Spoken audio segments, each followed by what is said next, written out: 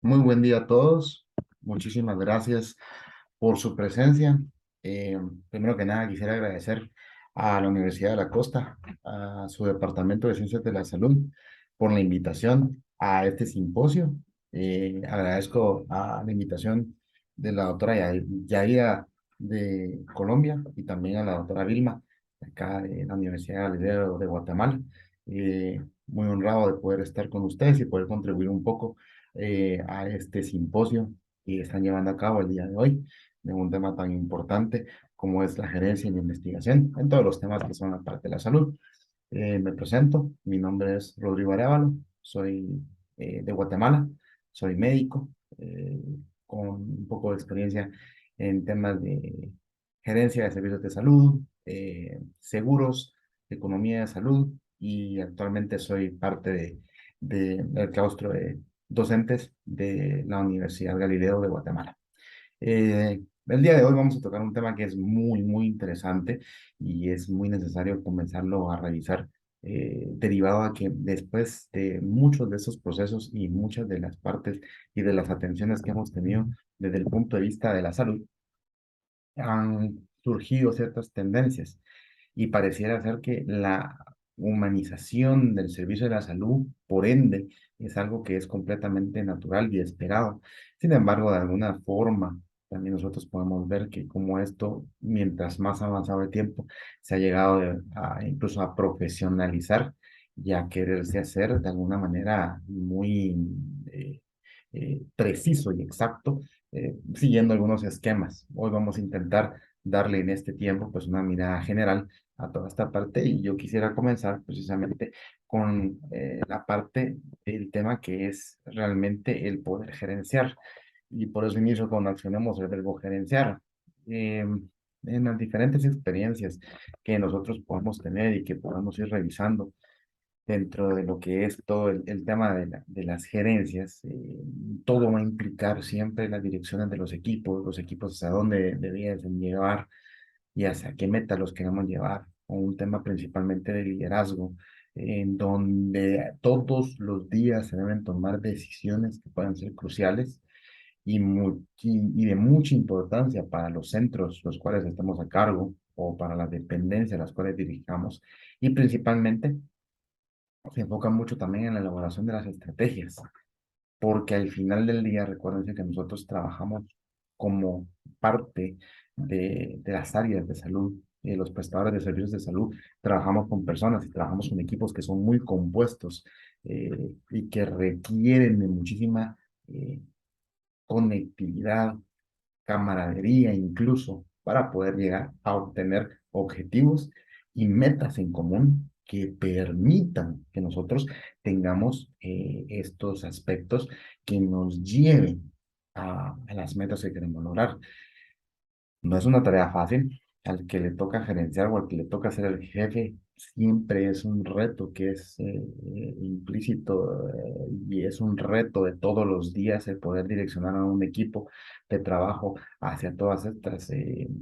opciones de decisiones y de estrategias que tienen que llevar un sentido para poder llegar del punto A al punto B, para poder nosotros lograr las metas que realmente queremos obtener de toda esta parte. Dentro de esa misma gerenciación, nosotros tenemos que entender de que parte de la gerencia viene mucho, o de ahí van a nacer los tipos de liderazgo que van a permitir poder generar las estrategias específicas que queremos darles a nuestros equipos de trabajo. ¿Para qué? Principalmente para que nosotros podamos darle a nuestros pacientes y a las personas un buen servicio, y un servicio de calidad que lo están recibiendo ellos por medio de la atención de nuestras personas. Ahora, tomando esto un poco en cuenta y comenzando con esta parte del contexto, muchos de los retos de los que venimos al momento de querer gerenciar este tipo de servicios, debemos saber nosotros de dónde venimos y principalmente enfocarnos en cuáles son estos niveles de confianza que tenemos, ¿verdad? De alguna manera nosotros venimos de 2 años y medio que han sido muy complejos, derivados del tema de la pandemia, y nos han representado muchísimos retos, principalmente porque ahí en la diapositiva pueden ver ustedes algunas de las razones, pero principalmente porque toda la data Era demasiada la información que teníamos todos los días, era muy rápida la información y desafortunadamente tampoco teníamos la capacidad de poder seguir toda esa información, porque, por ejemplo, ustedes en Colombia tenían una información, nosotros en Guatemala teníamos otra información, nos llegaba información de muchos países en donde los centros estaban completamente saturados, nos tocó vivir la experiencia nosotros también, en donde nos dábamos cuenta que nuestros centros también estaban saturados y requerían de mucha atención y de muchos especialistas, los cuales no teníamos. Y lastimosamente, muchas de las fuentes de información que tenían las personas eran las redes sociales. Dentro de esas redes sociales se diseminó muchísima información que desafortunadamente daba consejos de tratamientos, de temas que no eran los probados o los de mejor efectividad para los pacientes, lo cual también generaba un poco de desconfianza al momento que nosotros pudiéramos conversar o platicar desde los puntos que se generaran con tratamientos específicos muy enfocados, y hablo específicamente por la parte de la pandemia. Eh, Teníamos mucha rebeldía por parte de la población porque en un principio todos pues, seguíamos las normas, estábamos en casa, usábamos la mascarilla, el distanciamiento social, no salíamos, lavábamos toda la compra, tratábamos de que saliéramos solo un momento, y cuando íbamos al supermercado regularmente una persona del núcleo familiar era la que iba. Tratábamos de cuidar a nuestros adultos mayores, pero poco a poco, mientras más se fueron haciendo todas estas llamémosle, medidas de rebeldía o de desesperación de la misma población, porque al final muchos vivimos la pandemia de diferentes condiciones, pues no había una adherencia a estas medidas que evitara o que lograra los objetivos que queríamos propagar, o evitar que se propagara la pandemia, que generaba toda esta desinformación y todo este tipo de rebeldía, pues fragmentación. Principalmente las redes sociales contribuyeron mucho a puntos de desinformación y en general, y que se concluyera en una desconfianza de alguna manera compleja en lo que es el sistema. Eh, Principalmente porque recuérdense que en los primeros momentos de la pandemia y cuando estaban los picos, muchas personas dejaron de consultar a a los proveedores de salud por el miedo de contaminarse de otro tipo de enfermedades. Y eso al final del día deshumanizó mucho de ese tipo de atención que las personas requerían para enfermedades a nivel de diabetes o complicaciones por diabetes, complicaciones de enfermedades cardiovasculares o por otro tipo de problemas que debiesen ellos haberles dado seguimiento dentro de todo este contexto. El efecto de las redes sociales desafortunadamente se basa en un modelo comercial que quiere publicidad, donde su objetivo principal es la venta de datos a los consumidores y desafortunadamente no lo enfocamos para el bien. Podrá sonar muy a refrán de abuelita, pero lastimosamente no están hechas para hacer el bien individual. Las redes sociales pudieran ser una herramienta que nos permitiera incluso hasta trabajar con las determinantes sociales de la salud para poderlas integrar todas y tener una buena fuente en donde se concentre toda la información. Desafortunadamente, se utiliza mucho para generar las noticias falsas, las fake news, como las denominan, y no generan ningún valor individual o comunitario. Más bien aumentan la polarización afectiva, generan mucho desagrado emocional, mucha violencia. Si ustedes lo pueden ver, los que hemos tenido la experiencia de dirigir centros que proveen servicios de salud, un comentario en una red social hace muy lesivo y muy dañino el hecho de la confianza que los pacientes puedan tener derivado a las atenciones que los pacientes puedan ir teniendo con nosotros. ¿Y por qué les hablo de tanto del tema de la confianza? Porque tiene mucho que ver eh, de la confianza percibida, de la confianza dada y de la confianza que se genera entre los actores diferentes que se tienen que tener dentro de los hospitales o los servicios que brindan la parte de la salud y sus actores.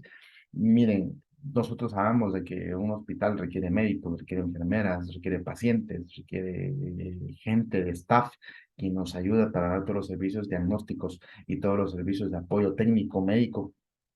que permitan la atención completa del paciente, pero todas estas áreas necesitan un cierto nivel de confianza entre cada uno de sus actores para que ellos puedan trabajar de manera lineal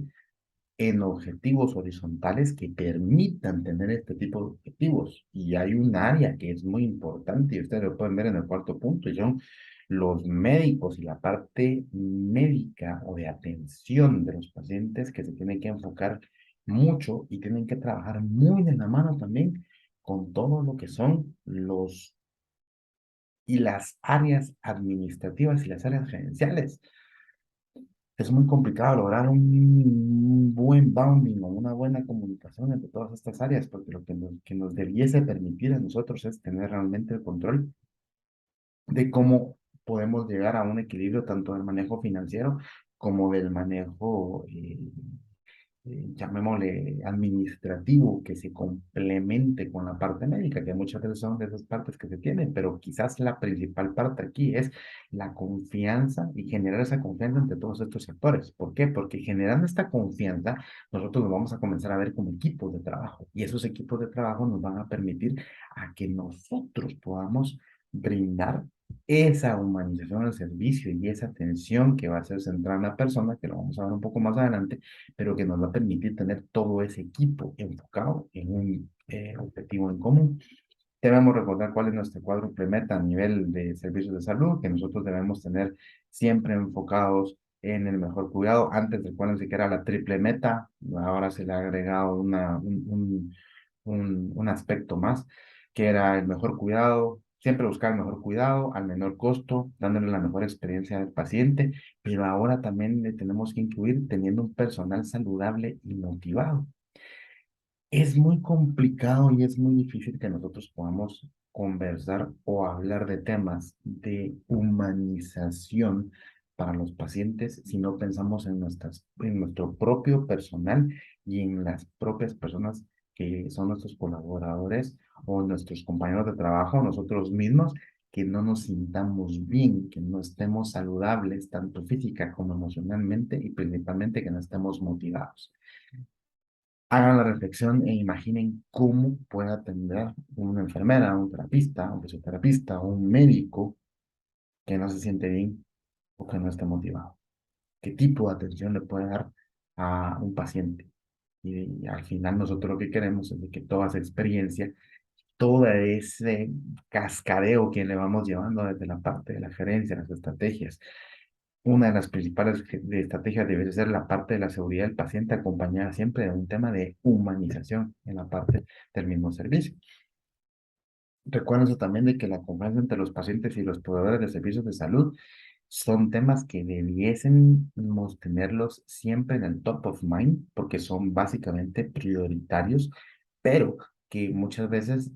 nos han generado de algún problema, nos han generado problemas de obstáculos por lo que hemos vivido últimamente. Y, de alguna manera las relaciones que hemos tenido nosotros han ido cambiando. Ya la confianza en un proveedor de salud cada vez cuesta más tenerlo. Yo no sé si ustedes recordarán antes, pero hace 2 o 3 generaciones nuestras, los abuelos, los médicos de nuestros abuelitos eran prácticamente los médicos de toda la familia y a ojos cerrados uno confiaba por lo que dijera. Actualmente el tema de la confianza, y no solamente en la parte de salud, sino creo que en muchas de las industrias que tenemos es muy difícil poderlo tener, principalmente porque ya son temas muy delicados. Primero porque una confianza, una reputación, no es algo que se construya rápido, es algo que no depende de una sola persona, sino que se debe en nuestros prestadores de salud basar en un servicio en equipo y se estructura dentro de equipos multidisciplinarios en donde el objetivo principal debe ser el paciente. La atención debe ser centrada en la persona, independientemente si la persona está del lado del paciente o está del lado de nuestros colaboradores, sino tiene que ser definitivamente del lado de la persona, porque lo que buscamos es un personal que esté, recuérdense, saludable tanto física como emocionalmente. Y es importante que para que las personas sigan motivadas en estas partes y que permitan dar este tipo de salud, pues que tengamos todo este tipo de contextos y que permitan dar esta parte del tema de la confianza. Recuerden también de que nosotros debemos siempre ir en búsqueda de la humanización y de la generación de confianza. Son términos que no son sinónimos, pero sí van de la mano, principalmente porque lo que me genera mi confianza yo lo puedo humanizar, yo lo puedo hacer algo fácil. Acuérdense, ahora está es toda esa teoría de todo lo que está hecho centrado en human-centered y lo que esto permite también, porque al final es cosas que permiten que podamos tener esta interacción importante para que también las organizaciones puedan alcanzar este tipo de objetivos para que puedan llevar la humanización a sus estructuras. Uno de los retos que hemos tenido es de que las organizaciones cambien muy rápido. Y los que trabajamos, por ejemplo, en hospitales y en atención directa con pacientes, sabemos de que esto es todos los días, es un cuento diferente. Es un cuento diferente y un día es el paciente que tuvo un infarto, al día siguiente es el paciente que está con la neumonía, al día siguiente es un problema con uno de los equipos, al día siguiente es un paciente que entra en emergencia y no se le atiende a tiempo. Es decir, hay una diferente causalidad que causa muchos cambios muy rápidos y derivado que a pesar de que lo intentemos y tratamos de estandarizar todos los sistemas, muchas veces cuesta mucho y es difícil, esto genera en algunas ocasiones una cierta percepción como de inseguridad. Recordemos que la reputación a nivel de confianza toma tiempo que se construya en todos los centros. No es algo que se haga con una sola publicación de Facebook, quisiéramos, o de Instagram, no. Es algo que se tiene que ir construyendo como una gotita perenne que nunca va a detenerse porque poquito a poco, y es como una pompa de jabón. Desafortunadamente, esa parte de la confianza se puede ir muy rápido por un mal evento. Es por eso donde la humanización nos va a soportar a nosotros, que tengamos la capacidad de poder tener este tipo de errores, pero que al mismo tiempo también podamos tener esa capacidad de poder solucionarlos y no poderlos complicar tanto y poder seguir adelante. Es importante tener en cuenta de que todos los cambios constantes que pasan dentro de nuestros servicios de salud desaniman a los pacientes, crean sistemas que pueden parecer burocráticos, principalmente impersonales, indiferentes e indignos de confianza, porque son tan variantes y son tan cambiantes de que la gente pues, no los ve ni confiables y mucho menos humanizados. Dentro de algunas de las soluciones que nosotros podemos ofrecer es estandarizar los temas de servicio enfocados en el paciente, en donde el paciente siempre encuentre una misma manera en la cual se le va a tratar y que sin importar por el área o por donde él ingrese, es muy importante tener siempre en mente cuáles son los flujos de los pacientes en los lugares en donde nosotros estamos trabajando, porque sí es muy importante que las personas tengan claridad de a dónde van y qué es a dónde tienen que tener. Ha apoyado también en brindar los mecanismos de confianza para la atención de los pacientes, el hablarles, verles a los ojos, comunicarles, dirigirlos dentro de las instalaciones, darles la expectativa, porque recuérdense que nosotros como trabajadores de la salud y que nos dedicamos a esto tenemos una gran responsabilidad. Ir a un hospital, ir a un centro de salud, ir a una EPS, ir a cualquiera de estos servicios no es como ir a un restaurante, comida rápida, donde nosotros ya sabemos qué va a pasar. Cada experiencia dentro de un proveedor de salud siempre es distinta, es diferente y algunas son buenas y otras son malas, pero va a depender mucho de la expectativa que le demos nosotros a cada una de las personas que estén. Y algo que es puntual, recuérdense que nosotros somos personas tratando personas, no lo llevemos a médico paciente, enfermera fisio, no, somos personas tratando personas. Y debemos basar la confianza en el comportamiento del personal médico, con siempre manteniendo la empatía y la honestidad. Este es un tema de servicio centrado en la persona. No se relaciona en ningún momento con que el médico se tardó 10, 5, 15 minutos en atendernos, se atendió una hora. Ayuda en la parte del servicio, pero no depende de eso. O tampoco depende de en qué tipo de seguro tenga para que yo lo pueda atender de una manera diferenciada. Si tiene el seguro que me paga más, lo voy a atender mejor. Y si tiene el seguro que me paga menos, pues lo voy a atender peor. Esa no debe ser la razón. La humanización se relaciona con toda la infraestructura y todo el equipo que está alrededor y todo lo que pone tanto la salud y el bienestar del paciente como primera prioridad, independientemente del tema financiero, quién va a pagar, cuál es el seguro, cuál es la cobertura que tiene y qué es lo que hay detrás. Es realmente atender a la persona de una forma completa y tenerle una atención que sea centrado en el mismo para realmente tenerle esa importancia en lo que ellos pueden, pues, realmente ir percibiendo del servicio, porque al final del día, recuérdense que esto va desde muchísimas técnicas, va desde el punto de vista del doctor, hasta cómo lo trata tanto los médicos como los pacientes, como las enfermeras. Esto es de una dinámica que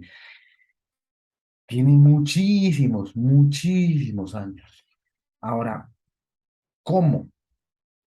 llevamos la humanización para el tratamiento de nuestros pacientes? Y hay algo que sí es muy importante que nosotros debemos tener en cuenta, y es que el modelo médico o el modelo asistencial lleva más de 100 años y ha estado basado en un tipo de paternalismo, donde yo te cuido, yo te digo qué tienes que hacer, tú respetas, no me preguntas qué tienes que hacer. Desde hace algunos años, nosotros hemos tenido un empoderamiento claro del paciente y donde el paciente cada vez quiere estar más involucrado en su tratamiento y quiere opinar, quiere saber y quiere buscar. Y ahí es donde tenemos las famosas búsquedas del Google, que toda la gente concluye que un dolor de cabeza es un tumor en el cerebro. Y no es así, sino que la gente, precisamente por ser ellos expertos en ellos mismos, se cuidan muchísimo más y tratan de tener este tipo de información para ellos poder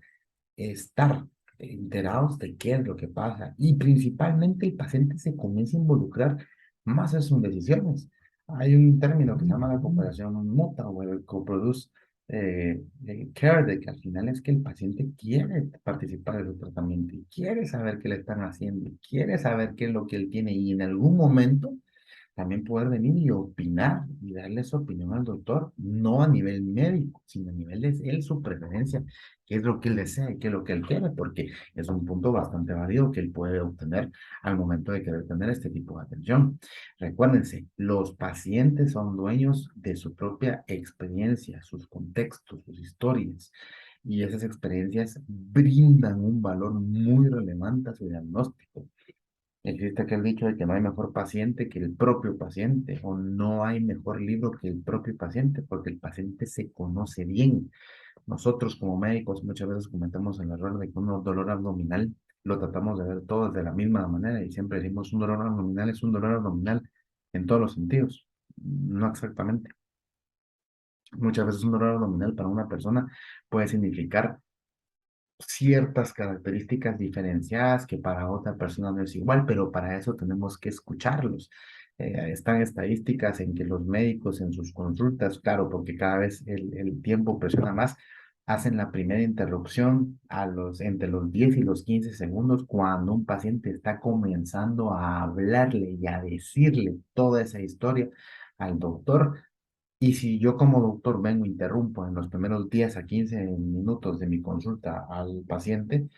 ¿qué gana le van a quedar de decirme más cosas? Pues al final del día no le van a quedar muchas ganas de poderme dar algún tipo de indicación. Y al final del día creo que sí es importante poder tener esto claro, porque de alguna manera impide mucho el poder lograr este tipo de acciones que van a generar la humanización para la atención en salud. ¿Qué necesitamos principalmente para lograrlo? No solamente los médicos, sino todos los que nos relacionamos. Mucha atención en el lenguaje verbal y principalmente en el no verbal. No podemos estar en actitudes en las cuales transmitan que las personas no son cómodas o no son bienvenidas a nuestros lugares de trabajo y a nuestros equipos para que se les pueda atender. Mantener un contacto visual, que miren ahora con las videoconferencias. Por eso, curiosamente, a muchos pacientes les gusta la modalidad de las videoconsultas o de la telemedicina, porque de alguna forma yo a ustedes los estoy viendo y yo siento que el doctor a mí me está viendo. La modernización de los servicios muchas veces nos ha dado a que el doctor esté viendo su computadora o esté en estas y nosotros lo estamos viendo aquí de frente, pero el doctor nunca tiene contacto visual con nosotros y eso no genera confianza y muchísimo menos no es un trato humano. Presentar interés en lo que el paciente nos cuenta, porque recordemos, el paciente es un libro abierto y es el que mejor se conoce y el que mejor nos puede indicar qué es lo que él está sintiendo. tener siempre una comunicación clara y sencilla para ambos lados, entre el tratante y el paciente, y al mismo tiempo también entre los colegas. ¿Por qué? Porque muchas veces la atención que se le da a las personas es uno a uno, pero muchas veces también tenemos que entender de que van a haber equipos en cuando se centra la atención en las personas, donde los equipos van a ser multidisciplinarios y realmente requerimos de que todo eso esté complementado con muchas personas. Y algo que es principal es, siempre debemos tener, para humanizar, una atención centrada en las personas, en sus emociones y en sus decisiones. Las emociones son muy importantes, principalmente porque las personas muchas veces cuando llegan con nosotros están asustadas o no saben qué hacer o no saben lo que realmente ellos pueden esperar de un tratamiento y de sus decisiones. Cualquier paciente puede tener su derecho de venir y decir, mire, yo no quiero este tratamiento o a mí no me gusta. Y de alguna forma va con todo lo que nos han enseñado en las escuelas de medicina, de lo que nos han enseñado nuestras especialidades o especialidades. Pero al mismo tiempo es importante tomarlo en cuenta para que en equipo podamos encontrarle soluciones que no influyan o que no vayan en contra de las creencias que tienen los pacientes. Y toda la parte de de la humanización se centra mucho en los modelos de atención centrados en las personas, que es un gráfico más o menos como los que ustedes pueden ver acá. Antes,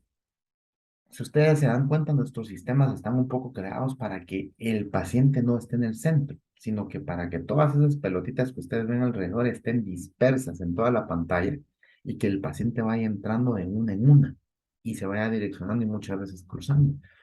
Nuestros modelos de atención debiesen cambiar para que el centro sea la persona. Y debiésemos tener estas unidades multidisciplinarias de atención en donde tanto médicos, enfermería, unidad de diagnóstico, psicologías, laboratorios y rehabilitación debiesen estar todos en complemento. Nutrición también debiesen estar todos en complemento para poder atender al paciente y que el paciente pueda tener los mejores resultados. Algo que es muy importante es de que a toda esta parte de la humanización hay que meterle liderazgo. Y hay que meterle liderazgo porque hay que orientar a los equipos hacia que puedan tener este tipo de liderazgos y puedan llevar estas funciones a mayores objetivos y principalmente para que dentro de los equipos de trabajo el líder lo ponga como una meta en donde se tiene que lograr estas partes del liderazgo. ¿Y cómo se logra? Bueno, pues aquí hay algunas sugerencias que pueden servir y principalmente es teniendo visiones estratégicas y comunicación constante con todo el equipo, recordándoles y recordándoles de que nuestro objetivo es llegar a la humanización de la atención de los pacientes, involucrando a los pacientes y, ojo, también a los familiares, porque los familiares es una parte que soporta mucho la misma atención de los pacientes. Debe ser casi que no una obligación, pero sí debiésemos pensar en muchas veces que quizás los pacientes lo que realmente necesitan es que ellos deben estar siempre acompañados por un familiar o por alguien que les ayude a tomar las decisiones dentro del hospital. Un paciente nunca debe estar solo porque necesita también tener ese apoyo a nivel de la familia, a sus acompañantes o parejas. Tener siempre en cuenta el cuidar de nuestros cuidadores, cuidar de nuestro personal y de los colaboradores, porque con personal que esté cuidado y que se sienta bien, podemos brindar un muy buen servicio. Mediciones sistémicas que permitan dar la calidad y que permitan tener esos termómetros importantes para que nos den la retroalimentación correspondiente y sepamos en dónde están esos puntos débiles para poder ir a apretarlos y poder generar mejoras continuas. Algo que es muy importante y va muy relacionado con el cuidado de los cuidadores es el ambiente laboral que queremos tener en nuestro lugar de trabajo.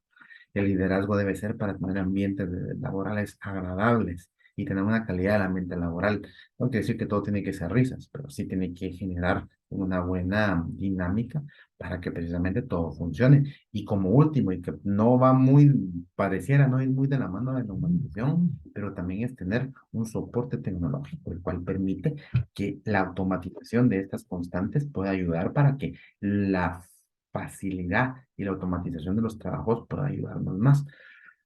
Recuérdense que en los enfoques de la atención centrada en los pacientes debemos tomar siempre en cuenta muchos factores, pero principalmente debemos respetar los valores, preferencias y necesidades expresadas por los pacientes, porque lo que el paciente nos dice es lo principal que debemos tomar en cuenta para que se sienta bien. Coordinar e integrar el cuidado, porque tiene que ser la parte central la persona. Si queremos humanizar, la parte central tiene que ser la persona. Informar, comunicar y educar a todos los participantes, a todos los que somos personas, ofrecer comodidad y confort físico para poder tener esa, porque alguien que se siente incómodo, que no tiene confort, nunca va a poder tener esta atención central al paciente. Soporte emocional, y ese es un claro ejemplo, y se los cuento en poquitos tiempos. En el hospital donde yo trabajo implementamos un proyecto de soporte y apoyo emocional en donde al tercer día después de cada paciente que estuviera ingresado en el hospital facilitábamos una consulta por parte de psicología porque sí nos dábamos cuenta que los pacientes pues ya estaban un poquito de bajón, digamos, y hemos logrado resultados muy interesantes porque los pacientes realmente se abren, no solamente con los problemas de su enfermedad, sino de muchas veces vías de escape en los cuales ellos pueden comentar y hasta incluso pueden hablar de temas personales que los traen muy, muy adentro. Entonces, ese apoyo emocional hace más amigable y más humano toda esta parte. Y principalmente, como les decía antes, el involucramiento de pacientes y de familiares. La opinión en conjunto es muy importante. Los compromisos para el paciente, básicamente, debe ser que un paciente esté involucrado en su tratamiento. Él decide cómo el cuidado encaja mejor en su vida. Al final hay mucha gente que tiene una idea del cuidado que debe tener y otras personas tienen otro tipo de idea. Los pacientes toman acción para tener el mejor beneficio de su cuidado en la atención médica, participan activamente en la toma de decisiones de su tratamiento y, ojo, pueden decidir que no desean para su tratamiento. Tienen todo ese poder y toda esa libertad para poder venir y expresar en qué cosas ellos sí quieren participar y en cuáles no. Hay pacientes con enfermedades terminales o con enfermedades oncológicas que deciden no tener un tratamiento, querer pues tener ese tipo de circunstancias. Y algo principal es tener alineaciones estratégicas que buscan esa humanización, ¿verdad? Las cuales van ligadas en un ciclo constante que tienen que ver temas de seguridad del paciente, métricas de calidad, la experiencia del paciente, la equidad y la diversidad, buscar también objetivos de salud poblacional y principalmente darnos a la tarea del valor en la atención, porque como les digo, esta parte de la atención y todos estos factores deben ir siempre de la mano, porque la atención central del paciente debe llevar todas estas características. Para la forma de humanización en nuestra atención, tenemos que tener una escucha activa de las personas. ¿Y cómo vamos a tener una escucha activa de las personas? Pues reuniones con familiares y pacientes para que nos expresen qué es lo que ellos opinan de su sentir y lo que ellos realmente están entendiendo o sabiendo o comprendiendo o las dudas que puedan tener de sus tratamientos, generando focus groups con los grupos de las personas que hacen nuestros ecosistemas de trabajo, pacientes, enfermeras, doctores, que nosotros sepamos que es tener siempre retroalimentación que puede ir por parte de encuestas, nosotros mismos someternos a temas de ser clientes o compradores secretos y poder ver desde adentro cómo las cosas están sucediendo. Buscar cita en las clínicas uno a uno con los proveedores para poder ver y poder hacer ese ejercicio de experiencia uno a uno para saber qué se pueden tener y principalmente que las posiciones de liderazgo generen rondas ejecutivas que las cuales permitan darle todo ese sentido a estas, llamémosle, estrategias las cuales van a permitir para que ellos realmente sepan lo que necesitan tener dentro de este objetivo de la atención centrada en los pacientes. En resumen, podemos concluir que la humanización en la atención de los pacientes y en los servicios que proveemos la salud es de vital importancia para cumplir con las expectativas de la atención de nuestros pacientes. Es básico entender que con trabajo en equipo y atención centrada en la persona podemos lograr la humanización. Tengamos siempre en cuenta de que nosotros somos personas atendiendo personas, que con un buen liderazgo, una buena organización, una escucha activa y un involucramiento de los pacientes para sus propios tratamientos, nosotros vamos a poner una gran granito, no va a ser un gran granito, sino va a ser una muy buena parte y una muy buena acción para poder dar ese tipo de servicios. Sin más, pues les agradezco muchísimo el tiempo, la atención. Les dejo mis datos de contacto por si alguien tuviese algún comentario alguna duda o alguna pregunta. Y desde Guatemala les mando un fuerte abrazo y nuevamente mi agradecimiento por tomarme en cuenta para participar en este simposio de gerencia e investigación. Desde Guatemala les mando un fuerte abrazo y muchísimas gracias por su atención.